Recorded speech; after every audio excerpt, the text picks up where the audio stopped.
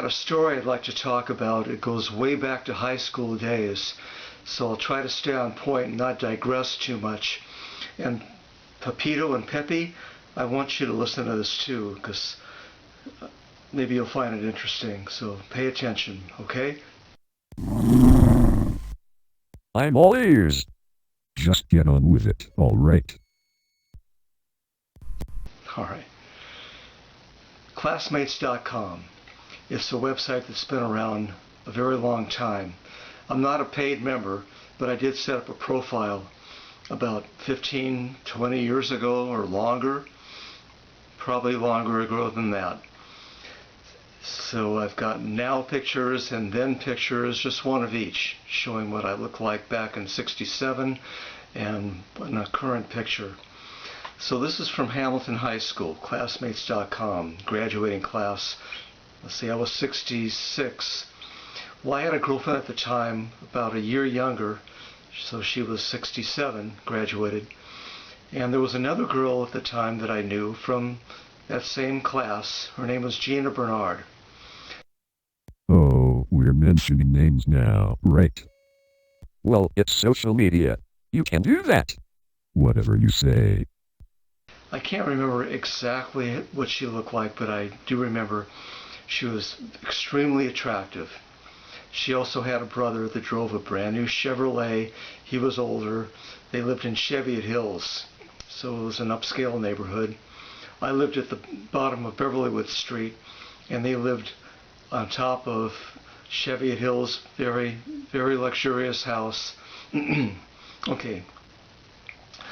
Some time ago, long time ago, I got a message from one of the guys I used to be friends with on Classmates. He wanted to get together, but I didn't think that was a good idea. He was kind of a hoodlum then. I just didn't want to take any chances. So since then, I haven't had any correspondence with anybody. Once in a while, I'll see that somebody's left a visit on my profile, but the names are always blurred out because I don't have a paid membership. But recently I got an email that they've unlocked 3 names for me to look at. So I went ahead and clicked on the first name, and what do you know, it's Gina Bernard. I couldn't believe it.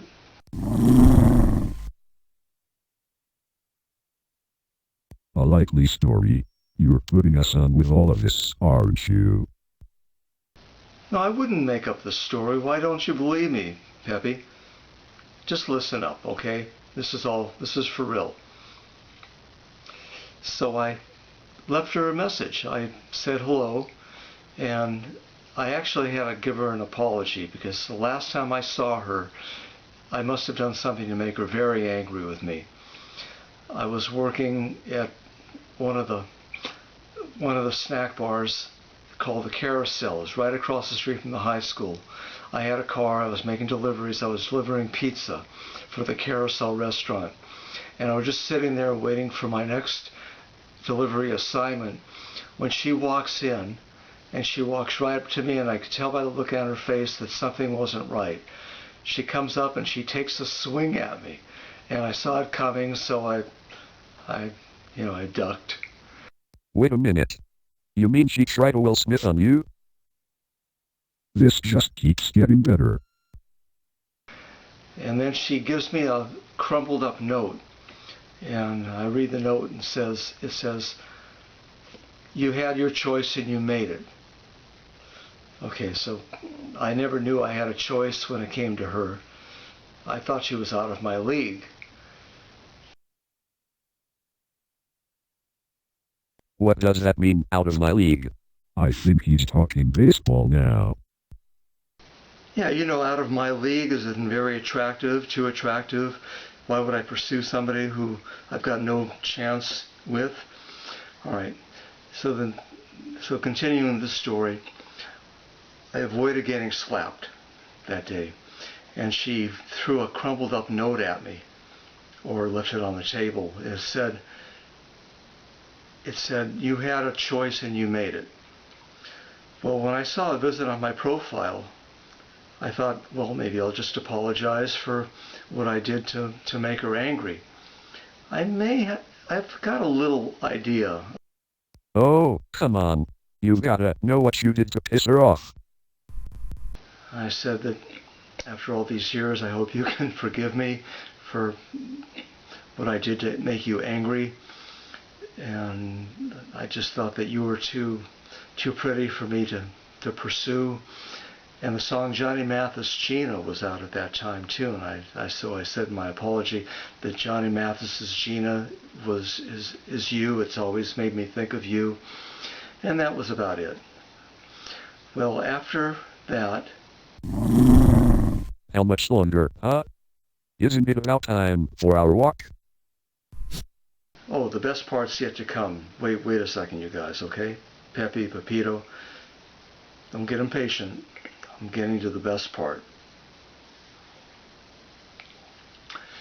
About 2 days later, there was a story on Yahoo or MSN, can't remember what, but it seems that there were two badgers at a Wisconsin zoo or a zoo out in the Midwest named Randy and Gina that just gave birth to 6 or 8 baby beavers. So this has all happened within the 2 days that I saw the visit on my profile on Facebook.